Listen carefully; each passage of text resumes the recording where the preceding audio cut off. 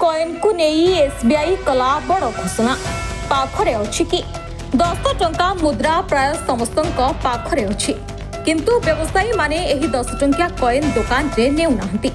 एही कारणरू साधारण लोकंकर किछि करिबार नाही किंबा एहाकु निज पाखरे रखबार नाही। एहाकु नेई एक बड़ खबर सामना को आसीछि किंतु जदि आपणकर मध्य 10 टंका अछि तेबे आपणको पई एक भल खबर अछि कारण देशर सर्वबृहत सार्वजनीन क्षेत्र बैंक होई आसुतबा एसबीआई निकटरे एक प्रमुख घोषणा करिछि। स्टेट बैंक ऑफ इंडिया 10 टंकिया कॉइन उपरे एक खुशी खबर दैछि। अनेक लोकंकर 10 टंका उपरे संदेह थाई पारे।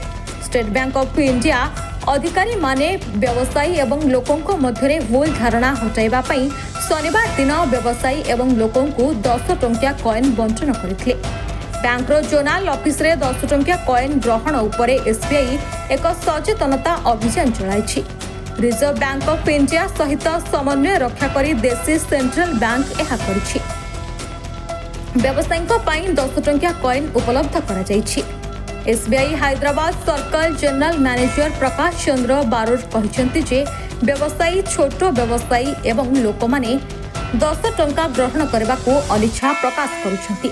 से कहिसंती नकली वार्ता एते विस्तार करुछि जे अनेक लोक 10 टंका नेउ नाहंती। सेथिबाई बैंक अधिकारी माने एही 10 टंकिया कॉइन सत्यता विषय रे अनेक जिनिस प्रकाश करिसंती।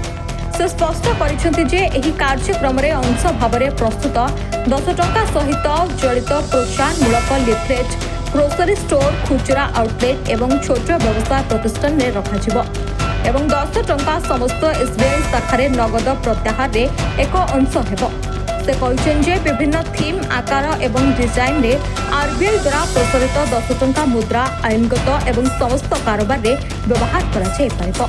से कहिसेन जे यह बुझिबा अत्यंत जरूरी जे 10 टंका मुद्रा भारत सरकार द्वारा जारी करा जायछि एवं यार जातीय मुद्रार मान्यता रहिछि एवं सरकार समानक मूल्य ग्यारंटी दैथिबारु एहाकु केही प्रत्याख्यान करि परिबो नाही।